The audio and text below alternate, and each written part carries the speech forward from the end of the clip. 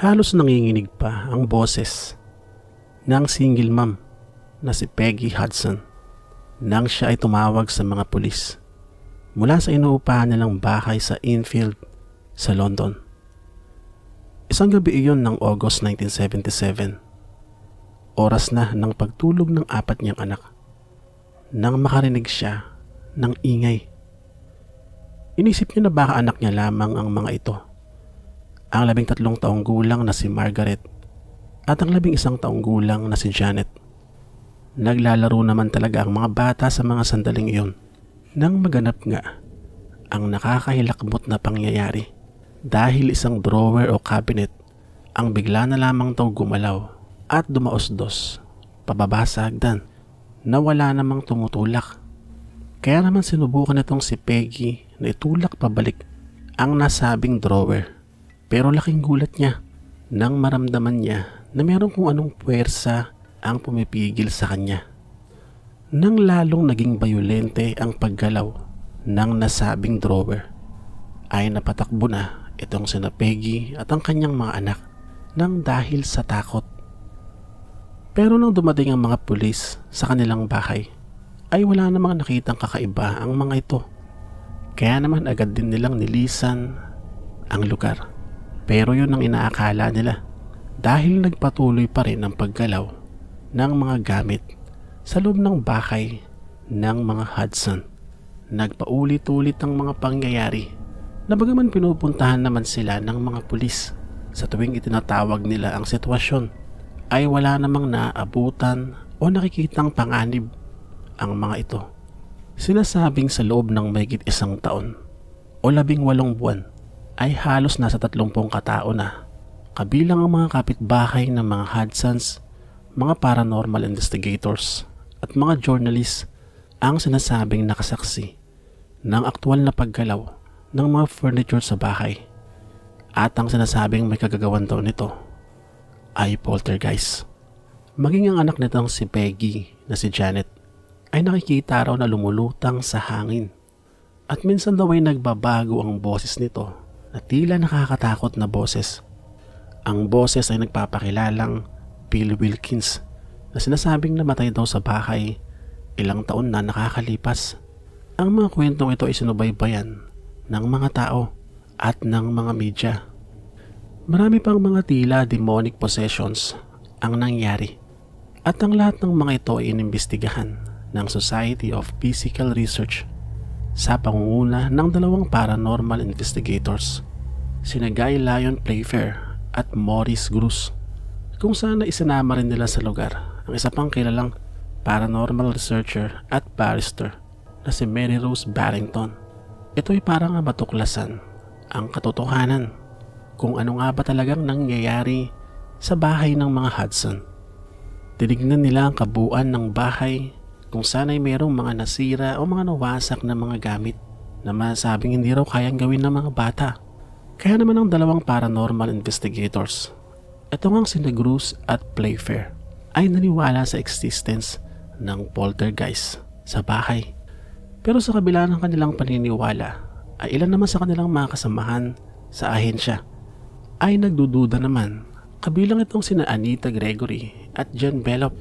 Ito'y nang makakita sila ng mga ilang ebidensya na gawa-gawa lang daw ng mga anak ni Peggy ang mga pangyayari. Ang pangyayaring ito sa bahay ng mga Hudson sa Enfield ay kumuha ng atensyon hindi lang ng mga naninirahan sa England o ng mga Ingles, kung hindi maging sa iba't ibang panig ng mundo. Kung saan ay nakarating pa nga ito sa mag-asawa at mga pamosong demonologists, ang mag-asawang Ed at Lorraine Warren. Nagtungo sila sa Enfield noong 1978 sa kasagsagan ng pangyayari. Pero ayon sa ulat ay hindi naman daw nagtagal lang mga ito, dahil lang talagang nakatutok at ang nag-iimbestiga sa lugar ay ito ang sina Playfair at Grosse. Bagaman ayon daw sa mga Warren, sa kanilang pamamalagi sa lugar ay nakumbinsi raw sila na isang supernatural ang pangyayari at meron nga daw talagang poltergeist. Syempre ganoon naman talaga ang mga paranormal expert. Lagi nilang sinasabi na meron at kahit wala namang sapat na batayan. Dahil syempre kung sasabihin nilang wala, ay hihina ang negosyo. Ayon pa nga sa nagngangalang Brian Dunning, bago pa nga raw umalis sa England ang mag-asawang Warren, ay sinabihan pa nitong si Ed Warren, itong si Playfair, na malaki daw ang kikitain nito kung palalalain daw nito ang kwento at gagawan ng libro. Na iyon naman ang ginawa nitong si Playfair noong bandang 1980 nang isulat niya ang librong This House is Haunted, The True Story of the Poltergeist. Samantala, lalong tumindi ang pagdududa ng mga tao na peke raw ang sinasabing poltergeist nang makuhanan ng camera at video footage ang batang si Janet na hinahampas ng walis ang kisame para lumikha ng ingay. At nakita din daw siya na binabaluktot ang ilang mga kutsara at sinisira daw ang ilang bahagi ng bahay para palabasing gawa ito ng poltergeist. Sa kabila ng mga ito ay paniwalang paniwala pa rin itong sina Playfair at Gruss, dahilan para sila tuloy ang patikusin ng ilang mga mananaliksik at mga media. Masyado raw naging overrated ang kaso o parang hinahype lang daw ito para sumikat. At syempre ang dalawang investigador ang idinidiin sa bagay na ito dahil sinasabing sila rin daw ang kumikita sa nasabing kwento. Isa pa sa mga nakisawsaw sa issue at sinubukan ding mag-imbestiga ay itong si Melbourne Christopher. Siya naman ay isang kilalang stage magician sa Amerika, kung sana'y para sa kanya ay wala naman daw kakaiba sa bahay. At napansin niya rin daw ang kahina-hinalang kilos nitong si Janet, na sa tingin niya ay pinagloloko nga lang daw talaga nito ang mga tao.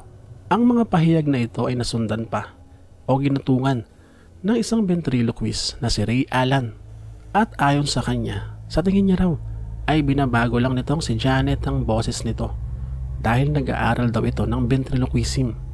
Kaya naman nagagawa nitong magpalitaw ng nakakakilabot na boses, at lumalabas din sa ilang mga pag-iimbestiga ng mga litratong nakukuhanan ng paglutang sa hangin nitong si Janet at iba pang mga gawa ng poltergeist ay sila rin pala ang kumukuha, at masabing naka-stage daw talaga ang mga ito. Kayang-kaya raw nitong si Janet na balabasin na siya ay lumulutang sa pamamagitan lamang daw ng pag-bounce niya sa kama. Dahil ito raw si Janet ay sanay sa ganong bagay, dahil ito raw ay isang sport champion sa kanilang paaralan. Marami pang mga lumabas na pahayag matapos ang pag-iimbestiga sa bahay sa Enfield, at ang mga pahayag na ito ay kontra sa mga pahayag naman itong si Janet. At ang sinasabi naman na isa sa dahilan ng pagkakahype ng nasabing kwento ng poltergeist sa Enfield sa bahay ng mga Hudsons ay ang pagbisita nga ng mag-asawang Warren sa lugar.